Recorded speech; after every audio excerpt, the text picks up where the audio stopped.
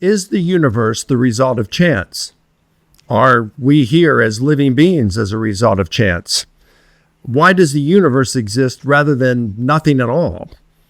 Well, as Christians, we believe that God created the universe and the earth and that life is here because God intended for it to be. But is this something that we must accept just by faith? Is there any evidence, scientific evidence, or philosophical arguments, persuasive stuff, reasons to think that there is an intelligent mind somewhere that created the heavens and the earth and life itself, that we are here because that mind willed for us to be here? Well, Bill Dembski says yes, and this guy is scary brilliant. Bill has a PhD that he earned. It was a PhD in mathematics that he earned at the University of Chicago. Then he went on and got a PhD in philosophy that he earned at the University of Illinois in Chicago. And he also has a Master of Divinity from Princeton. He is the founding senior fellow with the Discovery Institute Center for Science and Culture. He is the author or editor of more than 25 books, some of which with journal articles have been published in peer-reviewed literature. Now, I met Bill almost 20 years ago, and we instantly became friends. It didn't take long at all. And I just love this guy. And I remember I called his home once, and his wife picked up the phone, and we were talking. And I said, you know what? I really love your husband, and he's just such a great guy. And she said, he really is. Bill is a great guy. In fact, nobody really knows how good Bill really is. And I thought, whoa, that's pretty remarkable for your spouse to say something like that. Well, Bill Dembski is widely known as the founder, or father, I should say, of the intelligent design movement. He published a book in 1999 titled Intelligent Design. And this book was very instrumental in putting intelligent design on the map. Well, last year, he published a second edition that is revised and significantly expanded. The title is Design Inference. That's co-authored by Winston Ewart and William Dembski. Bill, man, brother, it's good to have you on. Thank you for coming on. Thank you, Mike. It's always good to connect with you, and it's very generous comments in yours, so very kind of you. Well, I try to be honest when I introduce people and give them a better introduction than I once received. I was being introduced at a church or a conference once, and someone said, well, our next speaker needs no introduction. I guess, at least I hope not, because I've never heard of him before. And that was my introduction. Well, I know nothing about the speaker. I highly recommend him. Okay. How about this one? I was tasked with the pleasure of introducing the top New Testament scholar in the world. Unfortunately, he couldn't make it today, so we have Mike Licona. Anyway, Bill, you have such a fascinating story you shared with me once about how you came about your having the idea of intelligent design. Can you just share that with our viewers? Well, I'm wondering if we're thinking about the same thing, and so it was very kind of you to call me the father of the intelligent design movement. I think there are several fathers. I think there's Phil Johnson, who's, as it were, the godfather who really organized things and got us going. Mike Behe, biologist, biochemist at Lehigh University, is really a seminal figure here with his book Darwin's Black Box, and then really the whole research program with Discovery Institute, Steve Meyer, John Wells, and others have been pivotal. So I see myself as part of a team rather than a solo player. But I got into these questions on my own. Actually, I think what was the stimulus. I was doing a postdoc at MIT, and I just had this overwhelming sense that Christianity had become passé in the mainstream academy. It would have been one thing to see it violently opposed, so that you could have serious and heated exchanges about it. But it seemed that it was the view was just Christianity lost. We've moved on, and it's onwards and upwards to other things. And that, so I started reflecting on that sense within the scientific community, because MIT, is a premier science and engineering school, and it struck me that really the question of design was pivotal there. And at the same time, how do we see that God is real? That there is actual evidence of an intelligence behind the world, because from an atheistic perspective, the logic goes: if atheism is true, then there can't be any design. So if you can show that there is design, then atheism itself is called into question. So design became very important, for the atheists to get rid of it. And Darwinism, Darwinian evolution, has been a prime instrument in getting rid of any sort of belief in divine transcendence. But to come back to it, what for me was really the pivotal point in coming to terms with design and its importance and how I could make a contribution to it. I was involved in a conference on randomness back in 1988, just as I was finishing my doctoral work at the University of Chicago. Percy Diaconis, well-known statistician at Stanford, and what's his name? Anyway, they'll probably come back to me. But there was a conference convened at Ohio State University on randomness. And the conference ended on a thud where the broad conclusion was: we know what randomness isn't, we don't know what it is. And we all have this sort of this experience where we'll look at something, it may look like a random ink blot, and then suddenly we see a pattern there, or it's a face, it's a skull, it's a woman looking at herself in the mirror or something, and then suddenly we say, oh, this wasn't random. And once you see the pattern that makes it non-random, you won't, short of amnesia, you won't unsee it. And so there's this asymmetry between randomness and non-randomness. And so that got me thinking, well, what are the patterns that we use to defeat randomness? And it was as though, by a divine hand, one problem led to another.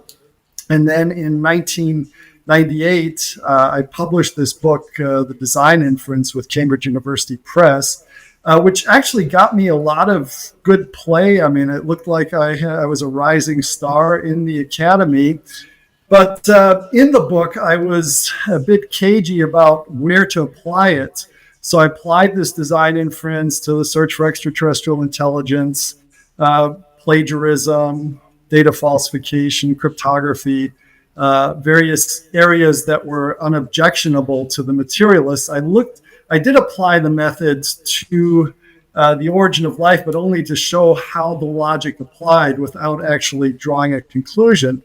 Well, that book came out, I think it was something like September of 1998. About a month or two later, an anthology that I edited for a conference called Mere Creation came out, and suddenly my cards were on the table, because what I did there is I said, well, not only do we have this method of design detection, but when we apply it to biology, to cosmology, it confirms that there is actual design in the world. Well, that was a bridge too far for materialist academicians. And so my academic prospects very quickly dried up at that point. But that's, I guess, this is maybe longer than you wanted, but it starts with some interesting insights into the nature of randomness. I published this in a very well-known philosophy journal. As a consequence of that paper, which was published in Noose, and I think it was 1991, I was invited to do the random piece on randomness in the Routledge Encyclopedia of Philosophy, a big 8-volume series that came out, I think, in 1998. So, so these ideas were well accepted as long as I didn't make the connection with biological or cosmological origins. But once I did that, then that was too much for the materialists. Well, let me ask you this, Bill. How do you identify something? I mean, well, I know what you said in your book, because I ended up kind of modifying it a little bit and used it for how to identify a miracle in my work on the resurrection. I thought it was just really good. Prior to reading your book, I'd share with people about, okay, all these astronomical improbabilities that we'd have this, and this seems to point to design. And they would say, yeah, but improbable things happen a lot. But what you did in defining how to identify something that has been designed, it's that second element that really makes a difference. Would you tell us about the two criteria that you had in that intelligent design book, the first one, two criteria for identifying design? Right. Well, you do need improbability. I mean, if something is probable, we don't really pay attention. I mean, it's something that's just par for the course. So you do need improbability, but improbability by itself isn't enough, because as you point out, and as critics of design inferential methods as they're applied to biology will say, highly improbable things happen all the time. I mean, if you take 10 random people, sit them around a table in a restaurant, and you ask each of them what is their date of birth, what day of the year, it's going to be highly improbable, that pattern of birthdays. But most likely there won't be anything that will clue you in that somehow those birthdays and the people were assigned to that table in some designed way. On the other hand, if all of them share a birthday of January 1st, you're going to know that this is not by chance. So what's the difference? I mean, the improbabilities will be the same, whether it's, what seemingly random distribution of birthdays or 10 birthdays that all fall on the same day. So it's that salient pattern, that independently given pattern, or what we will call a specification. And the way we cash that out rigorously is in terms of minimum description length. Takes a very short description, same birthday, or all January 1st birthdays. Whereas if you had to identify 10 different birthdays, it would be a list. This person was January 31st, this person July 18th, this person May 17th, it would take a lot of effort to describe them. And that's always the issue with these design inferences. You're looking for improbability, but highly improbable things happen. So you don't want to just be able to read the pattern that this event matches off of the event itself. And the way you get around that is by having a salient, independently given pattern. And the way to do that mathematically is in terms of short description length. So it's a theory that works well. It extends Fisherian statistical inference. The thing is, within Fisher's theory, which is widely used in the academy and especially social sciences publishing, it's where you set up a significance level, you set up a rejection region in advance of an experiment, then you run the experiment, and if it matches, then you reject the chance hypothesis. This is standard stuff. The thing is, these are pre-specifications. You set things up in advance of the experiment, and you do that as a discipline in science so that you're not guilty of what's called cherry picking or data snooping, where you're basically then finding a pattern after the fact. So in research, you want to say, okay, here's the pattern, and now let's see if it gets matched by running the experiment. But the thing is, a lot of the patterns we discover end up being after the fact patterns, and yet they are the types of patterns that in the presence of improbability will still defeat chance. And it's those short description length patterns that do that. I can give you another example. You're at your 50th wedding anniversary, your kids and grandkids are there, and you open the first present and it's some dinner plates. You open the second present and it's some coffee cups, the same type of china though. Open the next and it's, dessert plates, also the same type. And you keep opening and then finally you see you have a whole set of china. Did your children and grandchildren collude? Did they act by design to bring it all together? Or was it did they just happen to go out randomly to the store and all happen to get, just the right pieces of china so that it all fit together? I mean, the conclusion is obvious. And yet, when you're celebrating that 50th wedding anniversary and getting all this, you probably wouldn't get china, but let's just go with it, if you're that old. But so you get all this, get these things.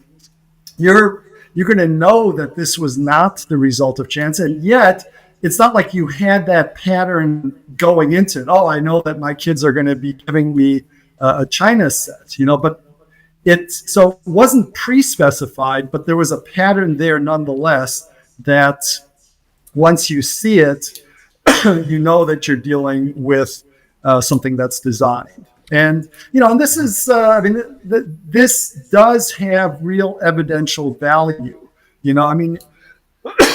excuse me, if you think about the search for extraterrestrial intelligence, and you can look this up, what is it, is it possible? Could there be evidence of ET, now of an extraterrestrial intelligence? Now, an extraterrestrial intelligence is not an alien that's come to Earth, little green man who, presents himself.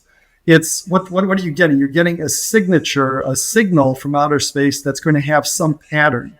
And the SETI program, Search for Extraterrestrial Intelligence program, they'll talk about technosignatures.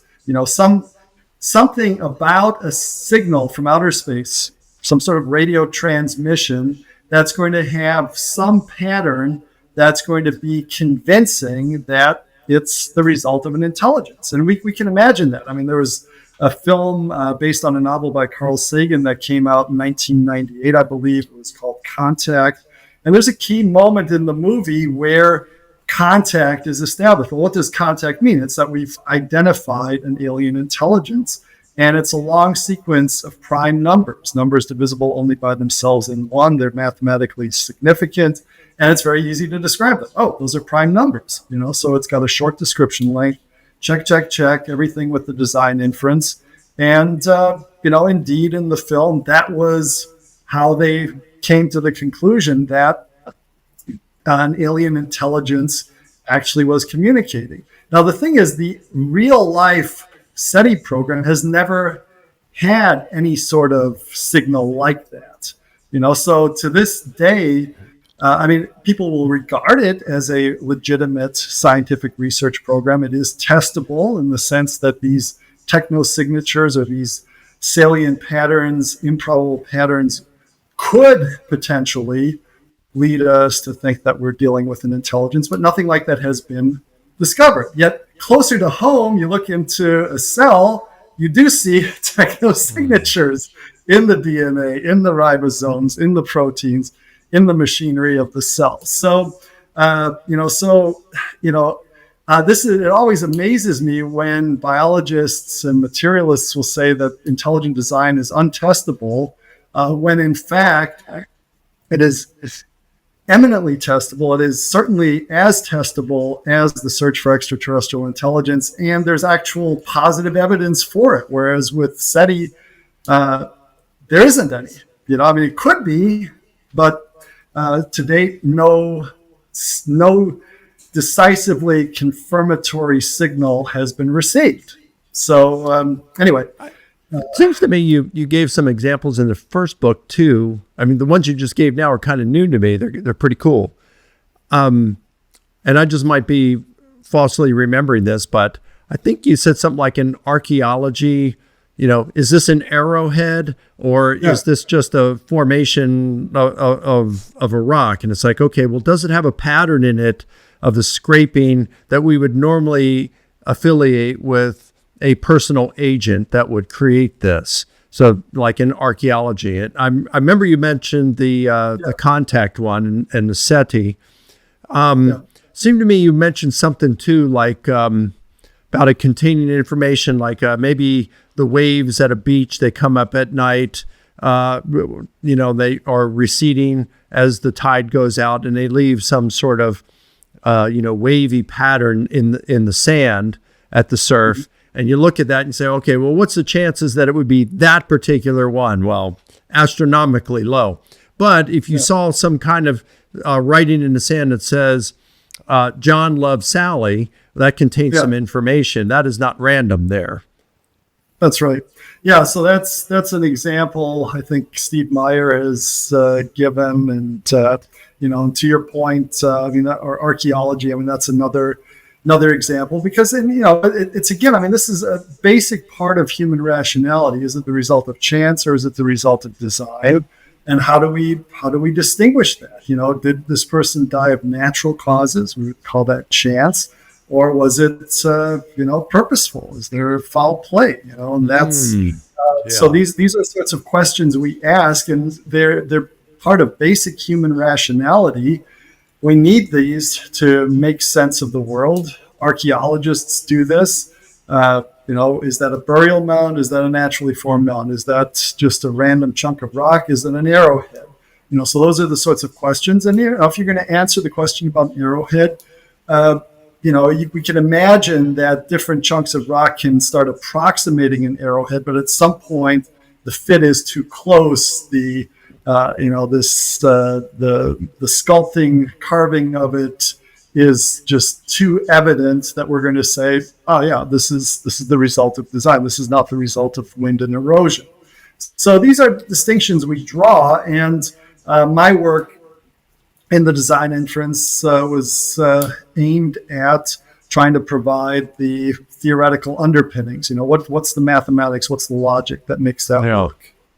So you mentioned a moment ago about looking at the cell. So how would you apply? You mentioned Michael Behe, and I know Stephen Meyer does some things in this way. Yeah. How do you apply intelligent design to molecular biology and to suggest that there is a designer of life itself? Yeah. Well, I think in terms of, this minimum description length, or what, is life specified, or are there systems in life that are necessary for life that are specified? I would say yes. You could approach it in any number of ways.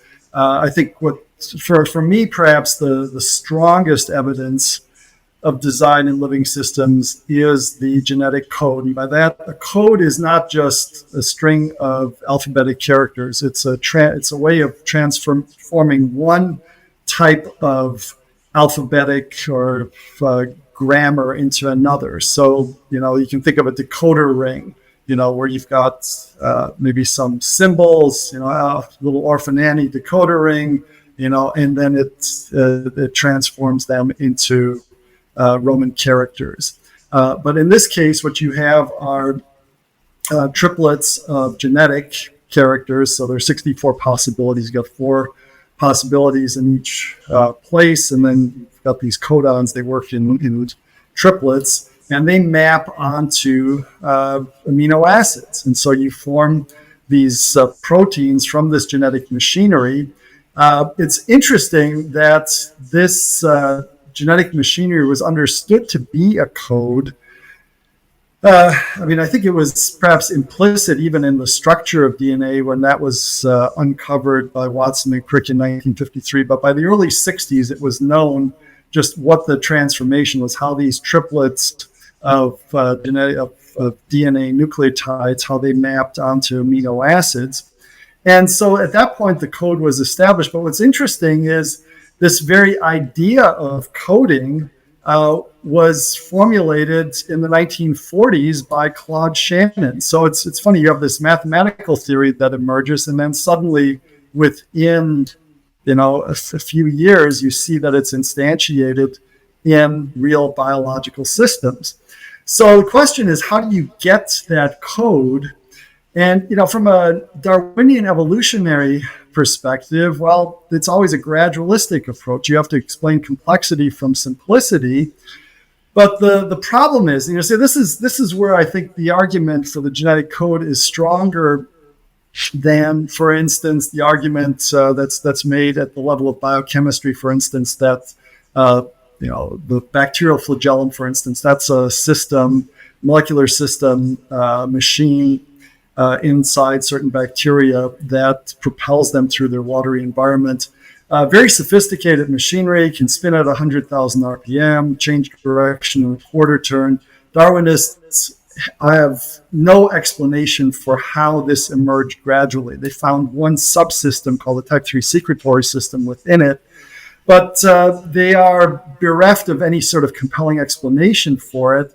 And yet they continue to think that the evidence favors them because there could be some gradual Darwinian pathway in which structures and functions co-evolve. Even though we don't know what it is, we could get there. And so maybe the probabilities aren't as bad as they seem to be on its face. Problem is, getting back to the genetic code is necessary for life. So anything that's simpler, you're not alive. And if you're not alive, you're not a prospect for evolution. So it's that's a joke, it's really it's really bad for the Darwinists if that's what it comes down to, and it does come down to that. So the problem is, it seems you have to get this entire genetic machinery, which is the DNA, the proteins that are formed from amino acids based on the DNA, and then also an entire assembly machinery where you have to stitch apart the DNA, and then you have to build it with ribosomes, which are themselves immensely complex machines, require, even at their simplest, about 80 different proteins, as well as some ribosomal RNAs. So you have this entire system that has to be in place for life as we know it's to exist. By any stretch, this is going to be highly improbable. Darwinists have, it's not just that they can point to some sort of evolutionary scenario. There's nothing, this is presupposed for life. So I think that's where I would say you probably have the strongest case for this design inference applying to biology. Okay. So, yeah. And you say they come up with, well, this is a possibility. And that sounds to me like a nature of the gaps. We're accused of a God of the gaps, and no doubt believers have done that over the years, a God of the gaps. What you're saying here, but it sounds to me like when they say, well, maybe there's a naturalistic cause. Well, yeah, possibly, but that is a nature of the gaps. What would you say is the difference between the typical God of the gaps, you just use God to fill in the mystery, and what you're doing with intelligent design? Right. I think the God of the gaps are an argument from ignorance. It's, we don't know what's going on. So, could have been God. It's like we just shrug our shoulders. But these are not arguments from ignorance. It's because of all that we know about the biology and all the obstacles that biology and nature seem to be putting to us to try to build up increasing complexity that we draw these conclusions. And, Gotcha. I want to make also, just press a bit more on, there's this bacterial flagellum has gotten a lot of play in the intelligent design literature. And it's a great example. It's very intuitively very clear. But bacteria can live without bacterial flagella. They don't need basically an outboard a bidirectional motor-driven propeller to propel themselves through their watery environments. Some bacteria can do without it. No living form can do without the genetic machinery. You've got to have it. And there's no gradualistic scenario. It's not like you can point to some, here's this subsystem, which will keep you alive, and it could have evolved into the genetic machinery as we know it. There's no simplification that keeps you alive. So yes, if you're a committed materialist, there's got to be a naturalistic story. This didn't magically materialize, so there's got to be some sort of gradualistic pathway. I mean, I've heard people talk about right now it's a 3 codon genetic code. Maybe it was a 2 codon. Okay, what would that look like? I mean, it's just pure speculation. A lot of the origin of life researchers, they will go to a much simpler level. They're not even trying to explain the genetic code. They're looking at certain basic chemicals, RNA worlds. Can we get some self-replicating RNAs? Because RNAs can contain genetic information, but they can also have certain self-catalyzing properties. So let's see if we can get that to work. But the thing is, just because you can get an RNA with 40, 50 nucleotides that does something, to get a cell, you've got to have a membrane, you got a metabolism, you got to have the whole genetic machinery. So how does, I think there's often just a magical thinking that somehow if you can get something that's self-replicating, then a Darwinian natural selection process can kick in, and then it can just like magic create all this complexity for nothing. And it's magical thinking, but the thing is, any club that will beat design works as far as if you're a committed naturalist, because something like that had to be true. And of course, these intelligent design people are idiots. I mean, I think that's the conception. So, I was debating a Princeton molecular biologist who had turned to bioethics, and I think it was a point of pride for him that he had read nothing of mine. We debated in 2005. Name escapes me right now. I can track it down. I think he's a colleague of Peter Singer's, and he was basically attributing old style William Paley arguments to me, and I think Paley actually got a lot of things right, but but it was clear that he had, it was just hadn't engaged my work, and then he was just making stuff up. He said that biologists at Harvard had created life in a lab. It was like, that's just nonsense. I said, you're bluffing. And I mean, to this day, it seems that you've got origin of life researchers will say in the next 2 years we're going to create life in the lab. It's just hype. That just shows that intelligence created life then, right? Well, that too, but then what they want to do is they want to say, well, we're going to create these realistic prebiotic conditions, and then, we're just going to withdraw the hand of design more and more until it's unnecessary. But, in practice, the hand of intentionality is all over these experiments, So to your point, yeah, I mean, if they create life in the lab, it's going to be by intelligent design. So, you mentioned a debate you were in. I attended one of your debates. It might have been even at that time, maybe it was that evening or one close to it that I met you for the first time. It's when you debated Michael Ruse. And I thought there was a decent debate, a good debate. And, I appreciated Michael Ruse being honest compared to this guy that you're talking about here. I'll never forget one thing he said. He said that the Darwinian view requires a metaphysical commitment and an act of faith.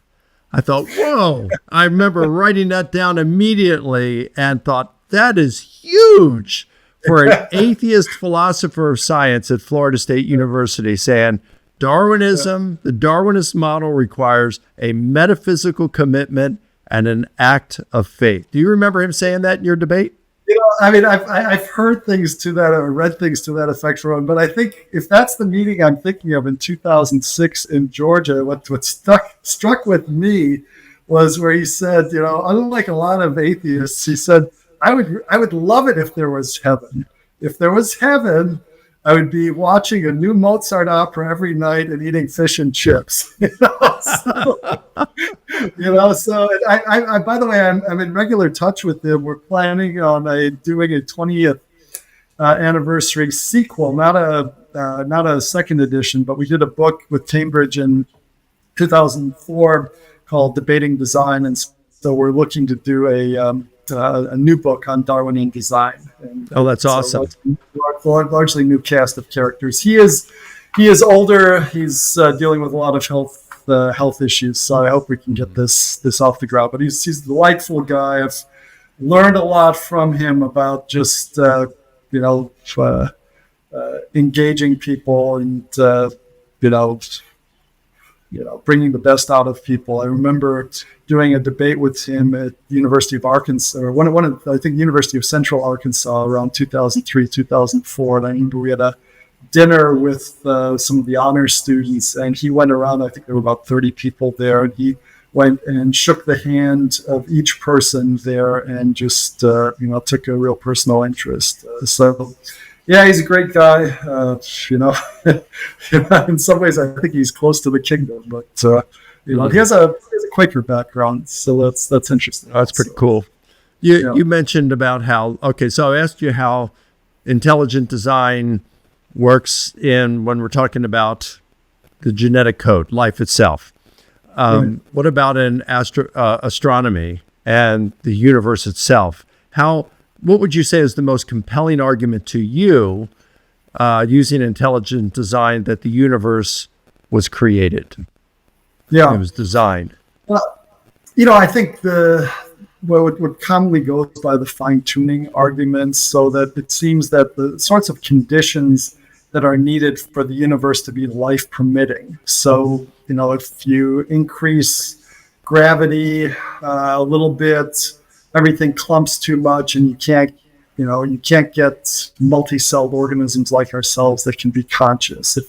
If you decrease the strength of gravity a little bit, and just a little bit, the universe flies apart, and you can't get intelligent life. And so there are all these conditions that seem like they need to hold with the forces of nature, and people have cataloged these. I don't know. It's I think Hugh Ross had, I don't know, maybe it was 40 or so, and maybe he's got more, but there are all these conditions that need to be satisfied. And, so you've got these very tight tolerances, and it suggests an improbability, that, how is it that we got just these, if you think of it like fine tuning a bunch of knobs, we got to get gravity just right, strong nuclear force just right, and all of this, and you got to get all the knobs just right, otherwise you don't have a life-permitting universe. And so that suggests an improbability, and then also there's a specification in the sense that, well, it's life-permitting as opposed to life not permitting. So I find that persuasive. I think there are some issues with it which make it, I think, perhaps not quite as compelling as in the biological case, because in biology you already have an existing physical backdrop, so you can assess the probabilities of certain amino acids, for instance, coming together and forming a peptide bond or not. They're empirical probabilities that you can figure out. Okay, what are the probabilities here? The thing is, in what sense is there a probability for these fine-tuning parameters taking the form they do? Because probabilities usually assume that there's an event, and then there's the probability to that event. But what is the event here? Because in a sense, events don't arise until the universe, the causal backdrop, which is the universe, is in place already. So I think I find the fine-tuning arguments more suggestive than just really nailing everything down. But I mean, to the degree that, things could have been different, it's, I think you can get some sort of probabilities, and probabilities don't just have to be assessed empirically. There are subjective and other ways of getting at the probabilities. And it's interesting, though, to see how the materialists try to get around this cosmological fine tuning, and it tends to be with some sort of multi-world, multiverse, appealing to some Everett quantum interpretation of quantum theory, where the universe at any point where there's a quantum event splits into different ways that the quantum event could have happened. So. And then there's another approach is simply to posit that there are all these different universes out there, maybe provide a mechanism for it through some sort of inflationary cosmology, none of which I think is well supported. I think this is theory outstripping any sort of actual empirical evidence that we have. But all right, so are you saying the multiverse, there's no real empirical evidence for it? Yeah, I mean, I think what we have evidence for is a known physical universe, which has a certain extent, certain amount of elementary particles. It's maybe 20, 30 billion light years across or whatever. I'm not up on the most recent estimates there, but the known physical universe is quite a small place. Relatively speaking, compared to where the multiverse people want to go. So you have to get there through some sort of theoretical shenanigans. I mean, you've got to basically say, we've got some sort of string theory, M theory, or something that's suggesting to us that there's more to the universe than our actual empirics would tell us. Would it be accurate to? I'm sorry. Would it be accurate to say?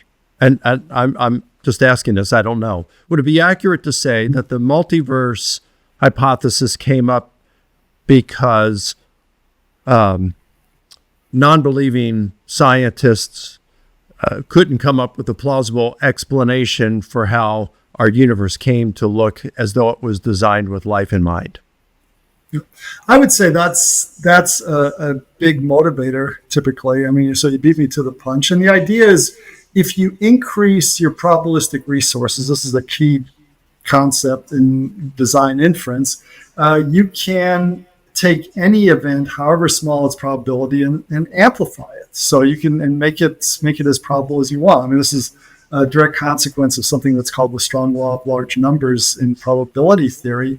But I mean, it basically, the idea then is that it's we find ourselves in this universe which seems precisely adapted to us being here, but we're just basically the winners, the lucky winners of a lottery. Most universes are lifeless, but there's nobody there to appreciate that they're lifeless, and so here we are. And but the thing is, there's no independent evidence of these other universes, and if you allow yourself that sort of move to say that we're here as a result of this vast cosmic lottery, well, a lot of other things follow also, because you're going to have universes where people act as though they know what they're talking about, as though they're conscious, rational agent, but they're just robots with no conscious life at all. You can also have universes in which you have somebody like Vladimir Ashkenazy, great concert pianist, but really he doesn't know the first thing about the piano or music. It's just that whenever he puts his fingers on the keyboard, by chance, he happens to put them in just the right places so that he can do these wonderful concerts. I mean, there's a universe in which that happens. Okay, but we don't believe that, so it's for our universe. So there's this again, this is a matter of practical reason. If you're gonna explain away things as a vast cosmic lottery, there's a lot of other stuff that you're tacitly committing yourself to that you wouldn't, and so by purity of reasoning, so why do you want to get, you want to say that Vladimir Ashkenazy knows what he's doing at the keyboard, but you want to say the universe doesn't know what it's doing, bringing us about. We're here as a result of pure chance. Yeah. That's not going to fly. So, I remember my friend Michael Bird. He's a New Testament scholar in Australia, and we were having a conversation about parallel universes, and he said, "Yeah, maybe there's a parallel universe where my parallel, that Angelina Jolie finds my parallel to be attractive."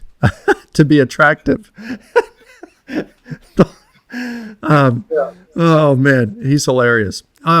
So you've talked about some responses of non-believing scientists and philosophers to intelligent design, ID, that they either mischaracterize it or sometimes they will come up with, even more so, they'll come up with alternative explanations like a multiverse or things like this, for which there really is no independent evidence. Now, let me ask you this, Bill. What if someone were to say, yeah, but what you're giving us as independent evidence, you're giving us as evidence for a designer. What independent evidence or evidence independent of what you're proposing here would you give to show there's a designer? In other words, if I have someone, let's say scientist A says, I'm going to explain all this through the multiverse. And then Bill Dembski says, well, I'm going to explain this through intelligent design. There was a designer who created this stuff. And the skeptical scientist, I think mine is better. My approach is better because you don't have any evidence independent of what you're proposing here. And what if he said, well, Bill, what independent evidence do you have to support what you're saying here for intelligent design? That there is a designer of the universe and life. Well, I would say, let's return to the problem of design in biology, or let's even look at search for extraterrestrial intelligence. Is it fair to say if we got a long sequence of prime numbers sent in a radio signal from outer space, that would be compelling evidence of intelligence communicating? Let's say we ruled out that this is a signal sent from Earth, so it's coming from some source outside of Earth, no human interference. I'd say that's compelling evidence. I mean, is the word independent, is it independent? Maybe the word independent isn't doing all that much useful work there, but I mean, it is evidence. And I think it would be compelling. I think we have that sort of evidence also in biology, for instance, with the genetic code. Yeah, there would be evidence for design, whereas no, the other is just it's a proposal, but there's no evidence for, like you said, for a multiverse. Yeah. So there's, I think with the genetic code, I mean, we're looking at that code. We have a theory of Shannon. That theory of Shannon maps onto this.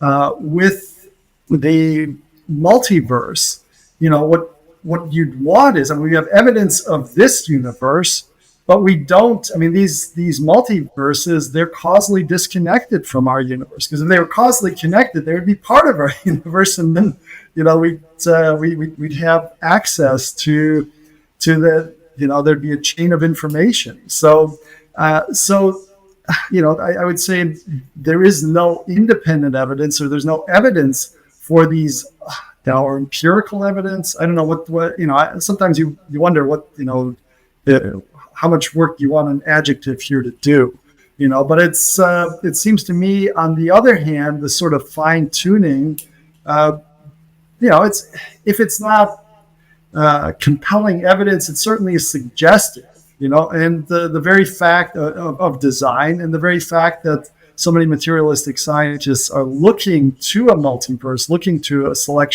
lottery selection effect to bypass it, suggests to me that this is serving as evidence, but then they don't have, if you're saying, that something is the cause of something else, it would be nice to have independent evidence of that cause. Otherwise, you can just invoke anything, Could you throw in some other evidence like, the Kalam cosmological argument or the historical evidence for the resurrection of Jesus? Would that be something you could consider as independent evidence, or is that just misunderstanding what we're asking for here? Well, I think I think it's relevant in the sense that if you're trying to make a cumulative case for Christian theism, certainly, or against atheism, I think argument for the resurrection, that's very powerful. I mean, I think a cosmological argument that suggests a first mover, first cause, that argues for that. I think that can do some good. I think it's probably more philosophical work than scientific work. Gotcha. Gotcha. I think there's this sense of cumulative. You make a cumulative case. Intelligent design only takes you to an intelligence responsible for the items in question. It doesn't get you a transcendent creator God. Because a transcendent creator God is the source of being of the world. I mean, what intelligent design is saying is that there's an intelligent cause sufficient for the design that we see. And the thing is, all of the design that we see is in finite physical objects, events. And so I think it's going to be hard, on the basis of any sort of design that we see physically instantiated, to infer to an infinite intelligence. I think we get that on different grounds. I think philosophically, I think it's simpler to posit an infinite intelligence, and then on theological grounds, finite God versus infinite God, Almighty God. I think that's the natural push is to go towards omniscience or omnipotence, and that's certainly confirmed in Scripture. To have an argument for the resurrection, I think makes a case for not just some sort of generic ethical monotheism, but for the God of the Bible. So years ago, Jay Richards, your friends Jay Richards and Guillermo Gonzalez, wrote the book The Privileged Planet that came out with in a video format as well. And there was commotion over that. There was censorship that was going on at, I think it was the Smithsonian. And I remember it resulted in that movie Expelled. And that just showed really some of the bias and censorship that was going on in the scientific community to try to censor, to cancel the intelligent, anything that had to do with intelligent design. Didn't matter if it was supported by science. It just would not be allowed. I'm guessing it was about a decade ago, somewhere around there, maybe a little bit longer ago than that. Time goes by faster as we get older, right? There are two kinds of people in this world. Those who subscribe to my YouTube channel, winners, good people, and those dirtbags who don't. Which one are you? So, has the scientific community warmed any since then to intelligent design? Has it cooled even more, if that were even possible? It's an interesting question. I mean, I think my evidence here is going to at best be anecdotal. But just to backtrack, yes, you're right. The Smithsonian tried to cancel the video, I think, of Privileged Planet. I think that was around 2004. And then Expelled came out in 2008. I don't know. I mean, it's interesting to me when I look at some of the key atheists. Richard Dawkins, I think set the stage with his God delusion, and then you have what were called the Four Horsemen. Daniel Dennett, I think it was, he wrote a book. Christopher Hitchens, God is Not Great. Daniel Dennett was Breaking the Spell, and then Sam Harris, End of Faith. So they were known as the Four Horsemen of the Apocalypse. So they, but it seems to me that some of them have even softened. Dennett passed away recently, but Dawkins is now calling himself a cultural Christian, which is remarkable. And I think part of it is that atheism, or atheism and modernism, I mean, I think they go together. There's this kind of Enlightenment reaction against Christianity, a naturalism, thinking that science can solve all our problems. But it contains within itself the seeds of its own destruction, because it invites postmodernism and all the craziness. Because, if we're here without any purposeful intelligence behind us, then what is our mind? And how can we trust it?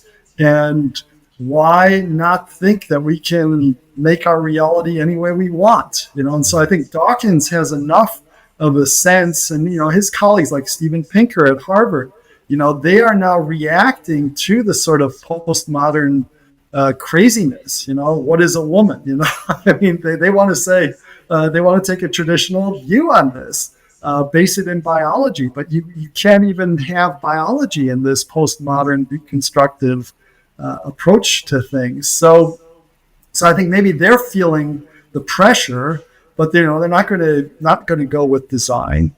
But I mean, to your question, I mean, I don't feel quite the hostility that I felt before. I published stuff. I mean, it's hard to get things corrected in Wikipedia. I mean, once you have an editor that's biased, it is what it is. I face that myself.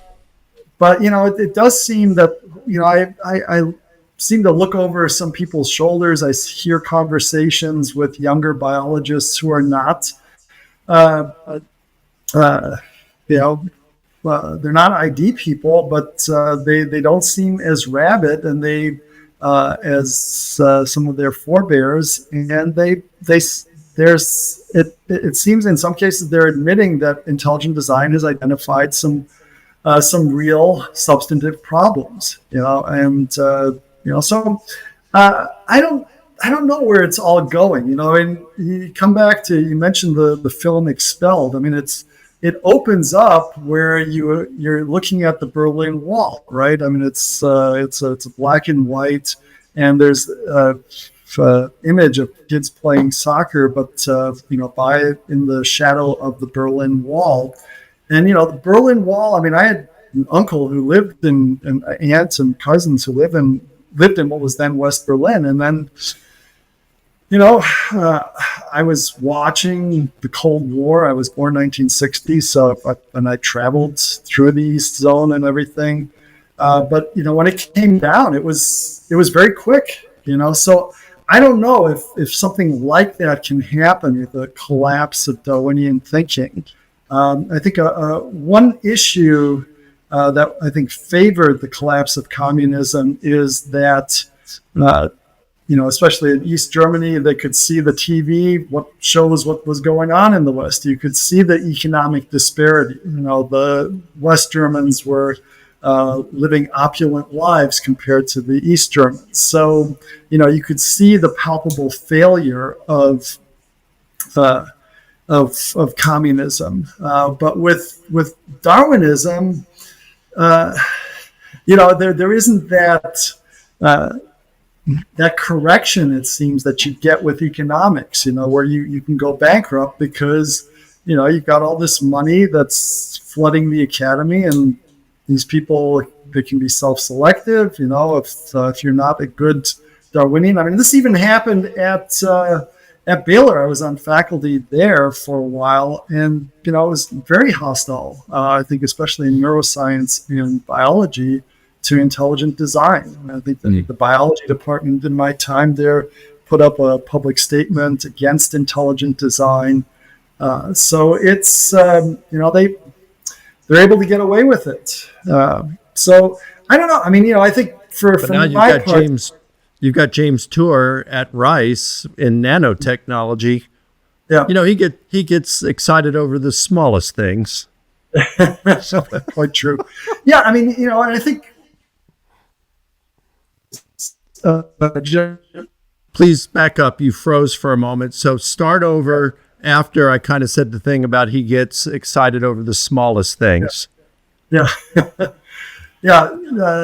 As a nanotechnologist, James Tour certainly gets excited about small things. So, but he's a man of tremendous intelligence and scientific productivity, and I think he's emblematic of people who are coming on board with intelligent design, whether as fellow travelers or fully on board, but who see the merit to it. And that's encouraging. So, just to see, that seems to be happening internationally. I was at a intelligent design conference in Sao Paulo, Brazil, just last month. And, it was just encouraging seeing the energy that's there. So that I think there are good things happening. Internationally, I think intelligent design in the United States is still facing quite the challenge. And I wonder if the United States may be the last place to finally come on board with it. But Gotcha. So for myself, though, I think to keep my sanity and happiness, I just have to keep working on trying to build the program, be productive, not get involved or embroiled in, sorts of, unproductive arguments in a negative, sense where we're just unhappy with each other, finding fault, but just keep building the program, and trying to have good ideas and get them out there. So let me wrap this up then by asking you this. So you've got the book, Intelligent Design, 1999. And then you have the Design Inference, 2023, 24 years later. Yes. This book is expanded significantly. Well, actually, I should say the Design Inference 2 that you're holding is Design Inference 1 is this book. Okay. Oh, okay. Okay. So Intelligent Design, that came out a year following, and that was more of a cultural, theological, philosophical, what does this all mean? So they're connected, but the Design Inference, the book that you're holding, is a 25th anniversary edition of a 98 book, and that's this one here. Okay, so tell me, what does this new book have that one doesn't, or that either of these, either the first edition or Intelligent Design, what does the new book have that the other two don't? Well, I think for one thing, it applies the ideas to biology. So you have a long concluding chapter which says, okay, this is how this design inferential methodology applies. But then also actually cleaning up the methodology. There were some things in the first edition there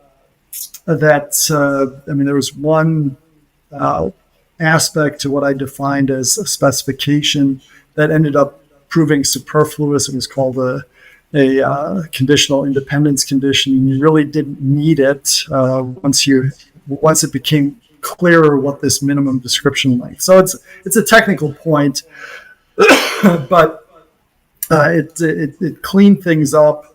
And I think just also motivating the entire design inference. So, it's a longer introduction, but I think it makes it clear to the first two chapters, I think, are very accessible to the general reader. And, I'm just bringing also just the examples up to date. I mean, for instance, Bernie Madoff's Ponzi scheme fraud, where you just analyze that. How did this quant Harry Markopoulos, how did he just within 4 minutes of looking at the numbers know that this was a Ponzi scheme? Because the problem was that it wasn't the returns as a whole that Madoff was getting. He was getting about 14% a year, but that it was just so consistent that it was so rare that he would actually have a reversal in a month, and that it was just And so it was a design inference that he drew, and basically I was trying to do a rational reconstruction of what was it that he would have seen, and how did he come to that conclusion. And I mean, he took the Securities and Exchange Commission over the coals at the congressional hearing because he had basically laid this out for them years before, and they just kept ignoring it, until the fraud still got worse and worse at the time. So yeah, I mean, I think there's that, and then it's just cleaning up the logic, and then there's a section also, or a chapter on specified complexity, which really it takes the whole apparatus to a new level, and this is work that Winston Ewart and I did in the intervening years. So he is on there as a full-fledged co-author, and he did very important work in this area. So I was glad to include. Yeah, appreciate it. So we got the Design Inference second edition here. You get that at your bookstore. Great stuff here. Bill, if someone wants to invite you to come speak at a conference, how they get in touch with you? What's the best way? They can track me down on my blog, BillDemski.com, and there's a contact page, and so they can reach me there. So that's probably the easiest way. I'm the fellow of Discovery Institute. If they write to Discovery Institute, usually they forward to me inquiries, So I think either of those ways will work. Cool. Man, it's been great. It's great to catch up with you, my friend. Yeah, likewise, and thank you for all your great work, with the New Testament and just answering concerns that people have, and especially people like Bart Ehrman raise, because I think it's, I think people like Bart thrive on creating doubts, and so I think, I'm glad that you're redressing that. Well, thank you, my brother. Thank you so much for your work. Appreciate it. So if you're not the father of intelligent design, at least you are one of the fathers. You are a father of intelligent design. We'll go from the definite article to the indefinite article. That's right. Love you, my friend. All right. Catch you later. Thanks. Sure, Mike. Yeah. Bye.